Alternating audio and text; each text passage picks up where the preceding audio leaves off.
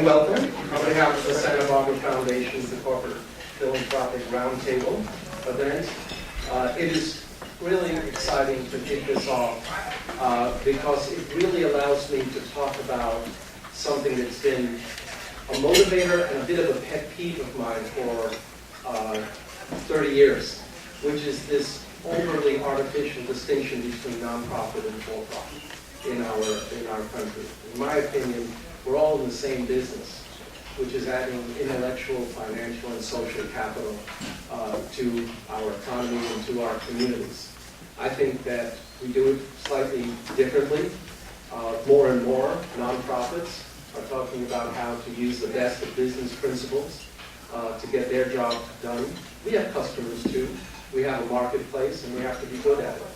And corporations, which are there for, first and foremost, to bring value to their shareholders, are more and more understanding that good business includes investing in the communities that are their marketplaces. The Conference Board just did a study of 200 firms, the top Fortune 500 firms, gave away $20 billion last year, and that was 60% more than they had done just 2 years ago. So it's on the rise. The other thing that the study revealed was how much more strategic corporate philanthropy is becoming, really wanting to affect permanent change. And so more and more, I think we're coming together. I know at the Community Foundation that we know there is no solution out there to the biggest problems we have that can only be changed or improved through nonprofits.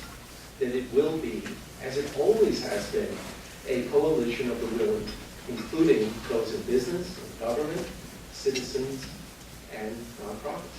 So again, I think that this is symbolic of a blurring of the lines, a good blurring of the lines, of people just coming together as, again, willing people who want to make a positive impact on their community through growing the economy and through improving, in a sense, the customers that support that economy by making sure that they, in turn, are well educated, that they are living in safe communities, and are growing in their personal responsibility to take up the responsibilities of being a citizen in a democracy, engaging in the economy.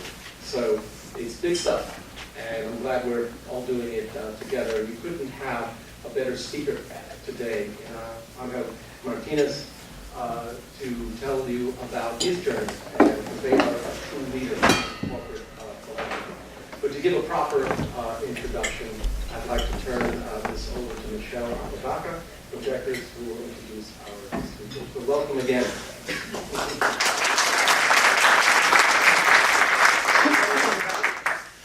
I do have the honor of introducing Angel. I feel very privileged to be able to work with him every day, somebody who leads truly by example.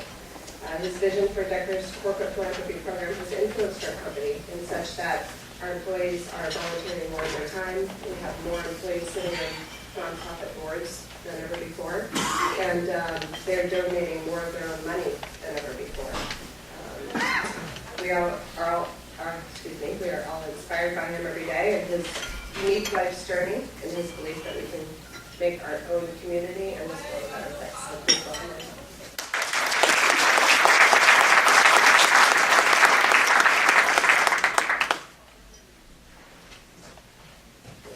Thank you very much, Michelle. Appreciate it. I've been battling and winning. I've fight with some bugs. So I have a feeling I'm going to have X number of words in me before it shuts down. Yesterday, I made a presentation yesterday morning. I was sort of thinking maybe I got about 400 words, and at about 399 my throat got up. So I got to be judicious in the use of words today. But that's always good. Self-editing is a good thing, especially in my case. I want to thank you all for having me here this morning. It's really a subject that is very close to my heart and who I am as a CEO, certainly as a citizen, as a father. let me give you a little bit of history. And I really feel like I've been on this Santa Barbara speaking tour because I've spoken, and I've seen many of you in this room at other events over the last few months. And so I really do appreciate you tolerating me one more time. I was born in Cuba and was emigrated to the United States when I was 3 years old. I was adopted by my grandmother's sister and her husband. And, it was supposed to be a temporary thing and ended up being permanent. And so I didn't see my father for 36 years. And we ended up moving to the Bronx, the South Bronx, to be known as the South Bronx. And really I had no idea how tough a neighborhood that was and how tough an environment that was, because it was the only environment I knew, which gave me some insight about things. People are very adaptable. Moving to California when I did in 1967 was like moving to Mayberry. I thought everybody in California walked on wooden sidewalks and wore cowboy boots. Honestly, I really thought that. And I knew I couldn't move to California unless I had a pair of cowboy boots. Because obviously your shoes determine everything about you. I learned that lesson a long time ago too. But be careful, I'm looking at your feet. In that experience, growing up in a place like the Bronx, you're exposed to so many people, and you're exposed to a variety of situations and conditions in which people find themselves, often through no fault of their own, like in my case. Guardians were elderly people. We struggled because the most my guardian ever made was $40 a week, and rent was $75 a month. There went half of the income on rent. And, I got to enjoy the finer food concoctions given to us by the New York City public welfare agencies. Not that we were, at that time, getting welfare, but we had friends who were, so we would get these free cheese logs. I don't know how many of you had the pleasure of eating cheese in such a gigantic, loosely turned cheese. I don't know. It was a block of cheese wrapped in cardboard. Or peanut butter came in like these giant things. So we had a lot of that stuff all over the house all the time, which was awful. We moved, as I said, to California, and at that point there was sort of transition going on in my head. And I look back on this as a kid. I have no idea how I had these insights. I just now know that I had them. But it was very interesting moving to Mayberry. Everybody had a nice home and wore nice clothes. And everybody had a car. We didn't have a car in New York, but here everybody had a car. And kids all had what looked to me like brand new clothes. So my first day of school, I was dressed like, from the Bronx. I didn't have the cowboy boots on. I had the pointy shoes. We called them cockroach killers. Right in the corner, you get trap them. The principal of my school, never forget Renzo Quilici, an Italian-American, took one look at me and said, "Come with me." He took me to a store called Whitefront in Emeryville at the time, which was a discount department store, and bought me shoes and pants and shirts so I could fit in and look like everybody else. I mean, how many people would do that today? But that was a kind of experience that I kept having. Fast forward a few years, by then, I moved to to Mayberry in the summer of '67, which was the summer of love. Alameda is very close to Berkeley. So I was very influenced by what was going on in Berkeley, even though I was 13 years old.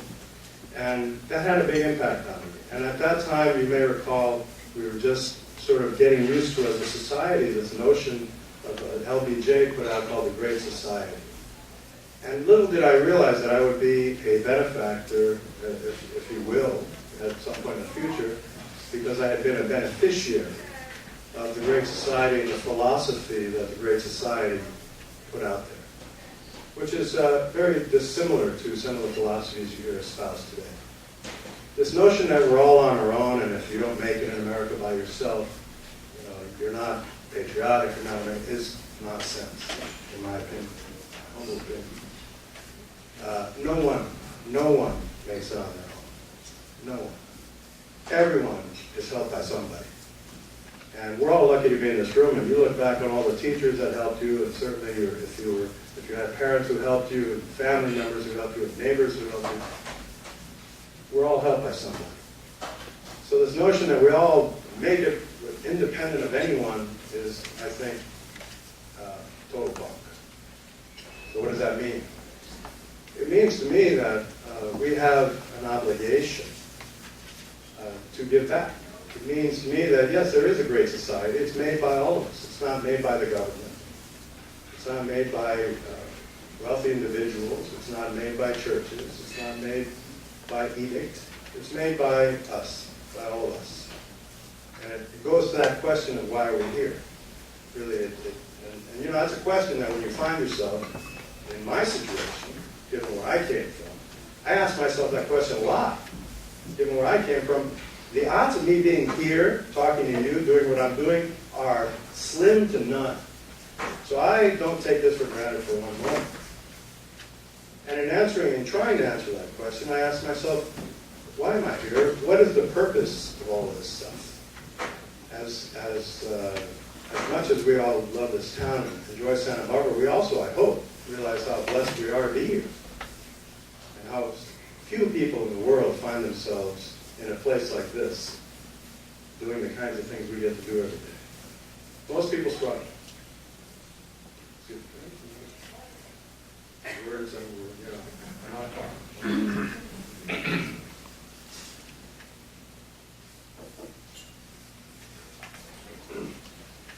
Years ago, when I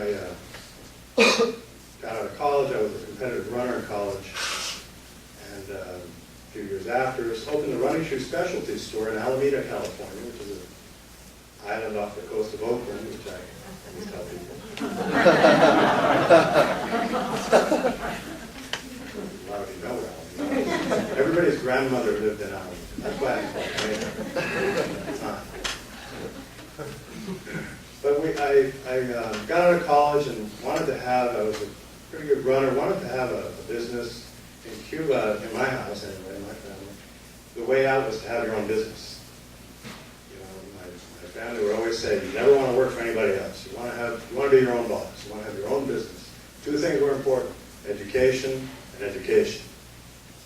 And then you could have your own business. Mm-hmm. So I opened a running shoe specialty store. I actually had two of them. And we were doing pretty well because at the time I was the only place in Alameda, booming city of 40,000, where you could buy running shoes. And this is at the running shoe boom. And I was pretty well known, so I could prescribe running shoes to people. They believed me when I told them they should be in this shoe, not that shoe. And I was usually right. It's amazing how many people who were 70, 80 pounds overweight wanted to wear racing flats. Racing to wear. So we talk them out of that and get them into some shoes that wouldn't hurt them. That's why I thought this, by the way, this whole barefoot running thing was so ridiculous. But that's another story. The city of Alameda was going through some big problems with budget back then. And I had grown up in Alameda, a few years before high school, and before I graduated from high school, benefiting from the Parks Department. The city of Alameda had a wonderful Parks Department. Well, the Parks Department was going bankrupt, which I thought was a tragedy, really, for all the kids. So we decided, myself and the guy who, still a good friend, who was general manager of my stores, we started a run called the Alameda Run for the Parks, which today still goes on. I think last year they had over 3,000 runners. The first year we had 3,000 runners. And it has raised really millions of dollars over the years for the city of Alameda. They just had, I guess, the 30th anniversary of the Alameda Run for the Parks. That taught me something, that even with a little tiny store and 4 employees and a running club that we had, that we could do something locally, that we could change the trajectory of that city and its parks and make sure the parks are still available for kids. So that was my first exposure to what could happen when a business decides to do something, get involved in the community. Little tiny thing, I thought. I mean, we didn't have any money. We just got everybody together, we organized the event, we promoted it, we made t-shirts. I sold a few running shoes. That was good for me too. But more importantly, the parks were saved. A few years later, I had the privilege of bumping into a guy who was importing some shoes from England called Reebok. And these were shoes for racers only. And Paul, and remember what I just told you about very large people wearing racing shoes? Well, Paul was one of those people. Knew nothing about running. Just thought the shoes looked cool and it was a business opportunity. And wanted to sell these very expensive handmade shoes from England in the United States. They were about, at the time, $15 more expensive than the most expensive Nike shoes. The world didn't need another running shoe back then, by the way. This was 1979. But Paul wasn't going to let that stop him, and we started this little brand called Reebok, which eventually grew to be quite significant. And during that entire time, we were just so busy building the business. We grew it to really an extraordinary size and an extraordinary rate. That it wasn't until 1988, or 87 actually, that we looked around and asked ourselves that question that I'm asking you, is why are we here? What is this all about? What is the purpose of all this success we've had?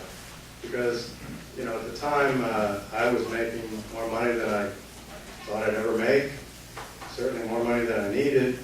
Paul was flying around in Gulfstreams and stuff, so he was doing fine. Lost some weight, still wasn't a runner. And the question became one that we really sat down one day in the boardroom and said, there's got to be more to it than this. And I recall my thought when I was in high school, given that I was a child of the 60s, from the Bronx. Why are we here? There's got to be more to it than this. And someday, remember this, someday the lunatics are going to run the asylum. I remember consciously saying that. I remember saying, hey, you know, I remember that there was this generation of people who were doing it all wrong, we thought. And we were going to get our turn someday. And guess what? That someday is right now. It's our turn. Paul sort of looked at me like I had a third eye. And yet, agreed with it. And we decided that among all the issues that were important, that we could have an impact with, that human rights was the thing that this company, Reebok, could focus on. We were a global company by that point. We had influence all over the world with athletes. We had a large voice in the marketplace. And no company in our business had ever taken on anything like this. Sure, people, you know, we've been donating money to local activities for a while, but we decided that we wanted to do something significant. So we partnered up with Amnesty International, who really educated us about human rights. This happened to be the 40th, that year was the 40th anniversary of the Universal Declaration of Human Rights, which was adopted in 1948. 140 countries in the UN signed it. 140 countries in the U.S. violated it, and the UN violated it every day. These were words on a page. And yet, there was so much happening in the world that people were unaware of. And so we decided to, with Amnesty, launch a worldwide tour called the Human Rights Now Tour. I was executive producer. I traveled around the world. It was 17 countries. We had 3 747s in the hop scotching and leapfrogging, if you will, around the world. The concert lasted 7 weeks. Bruce Springsteen, Peter Gabriel, Sting, Tracy Chapman, and a host of other local artists from each market. And it opened our eyes, and it told us that we could make a giant difference. We played live to over 1 million people, and over 2 billion people saw the concert on TV, or heard it on the radio and everything all over the world. What an incredible thing to have done. And yet, So what? What difference did it make? That's what you have to ask yourself, really. I mean, did it have an impact?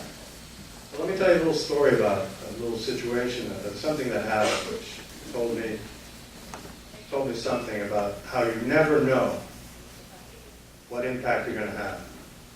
You never know. You can't go into something expecting something in return. You can't go into philanthropy saying, if I give this, I get that. What you really have to say is, I have no choice, I have to do something. And I don't know what I'm going to get in return, but something good may happen. I don't know. Who knows?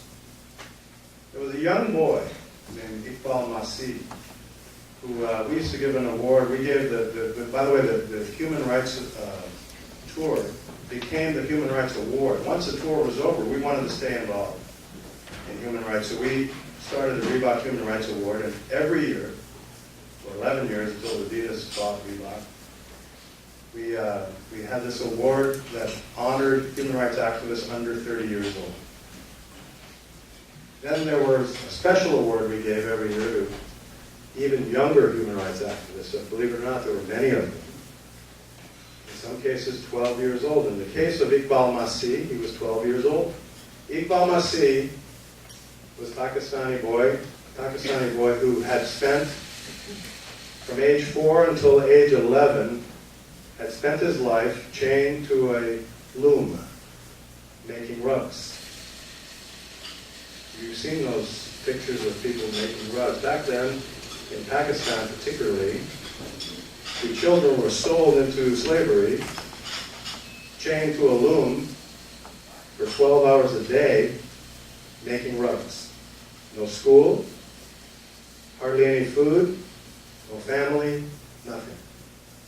So Iqbal decided he'd had enough. He was 12 years old. And he organized the kids in the rug factory and went on strike. Shut down the rug factory. It spread to the other rug factories. The kids, he organized a protest on the streets to bring awareness to this idea that these kids were slaves, 12 years old. So, and he'd been doing this, and it came to our attention. So we decided to shine the light on this issue, and this is, by the way, in 1990. And Iqbal was awarded the Human Rights Award. We brought him to New York, where we had a large ceremony with celebrities, the human rights community from all over the world, and Iqbal received the Human Rights Award. 6 months later, Iqbal was murdered by owners we assume was never solved, from his town, who resented what he was doing. Obviously, we felt a certain responsibility for shining a light on this. Did we cause this young man's death? The whole purpose of the Human Rights Award was to bring attention to the issues around human rights abuses and violations around the world. So, very sad, very, very sad story. But there's a happy ending. Once Iqbal was murdered, that made national news, made international news. There's a young boy named Craig Kilberger, who was 12 years old, in Canada, who saw the reports of Iqbal, decided to learn more about Iqbal, and decided to pick up the ball, if you will, pick up where Iqbal had stopped. Decided to organize young people in the name of Iqbal, in the name of all the young kids around the world who were in the same situation, and started an organization in a school to raise money to build a school in Pakistan. Put these kids in school, have a place for them to go. And they did. They raised, in his school, his middle school, they raised $30,000 and ended up building a school. Well, Craig Kilberger is today in his 30s, young, early 30s. There are now 20 million kids involved in his organization globally, they've raised over $30 million around the world with the purpose of building schools, creating sanitation, water wells, etc., hospitals all over the world. It's an amazing accomplishment. And it was all done because of the inspiration that Craig got from Iqbal and the inspiration that we all got from Iqbal. So you don't know where these things are going to end. You don't know where your involvement will lead. It will lead somewhere, and it will lead somewhere better than where we are today. And that's really at the core of, in my opinion, why we're here. We're here to make an impact and here to do a difference, to make a difference. We're here because, yes, now the lunatics are running the asylum. That's us. I always said, as a young man, someday it's going to be different when I'm in charge. And I honestly really was arrogant enough to believe that. And there's nothing wrong with that kind of arrogance, in my opinion. Well, someday is now. Those of us who grew up in the 60s and 70s and saw the way we all thought the world should be a little different. It's our turn. You're only going to get one shot like this. Time's ticking. So why not make it now? Make it your purpose now. What are you waiting for? Someday is right now. That's why we're here, in this room in Santa Barbara, wonderful place, Mayberry. We're here, I believe, because we have an obligation to make the world a little better than when we found it. I'm not talking about 100% better or 50% better. I'm just talking about a little better. Because that little better is Iqbal Masih, unchained from a loom. That little better is what happened when Craig was inspired by his story. That little better is going to cascade and snowball into something a lot better. Because you don't know who you're going to inspire.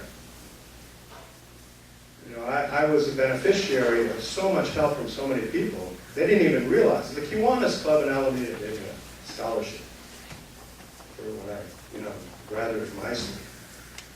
They had no idea that a few $100s would today still inspire me and make me appreciate that they did that for me and that I had an obligation to give some of that back in my own way. You don't know.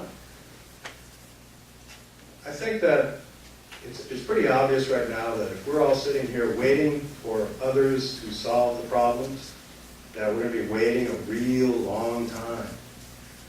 There's so much incredible, I'm going to be polite, dysfunction in Washington. It used to be that, well, why didn't someone do something about this stuff? Guess what? They're not going to do a thing because they can't even get out of their own way. And we're going to sit here as educated people and wait for them, the proverbial them, to do something. Them is us.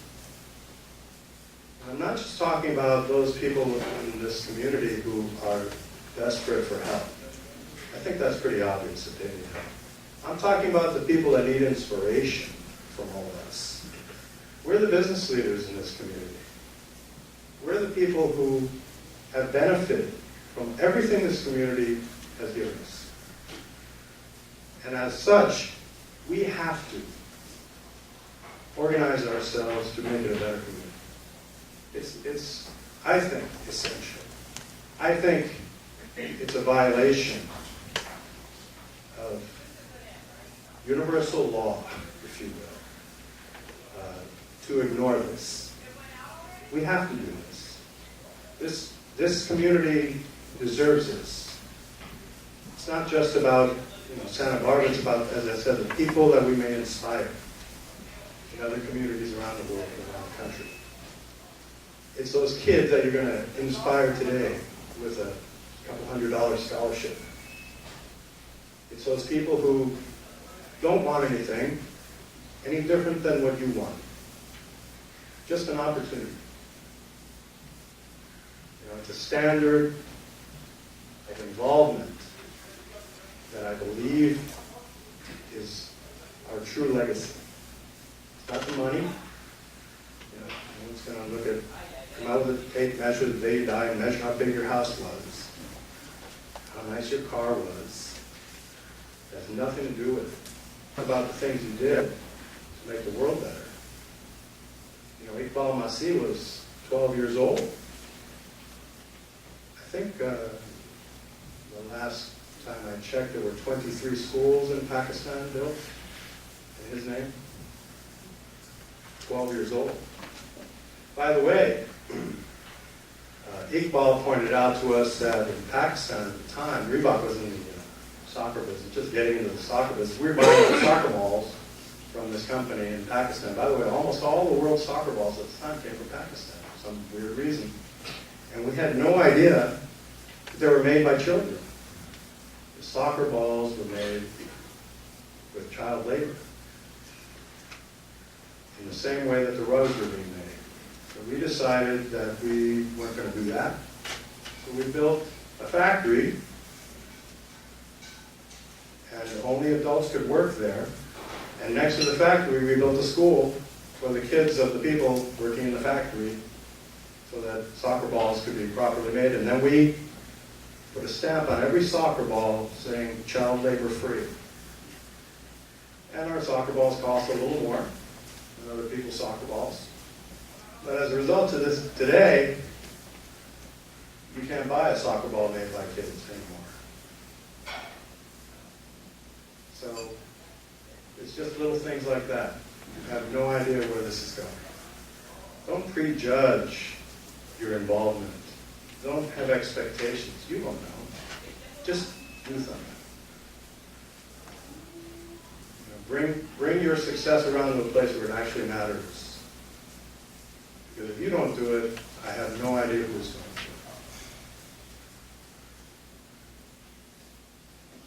Thank you all.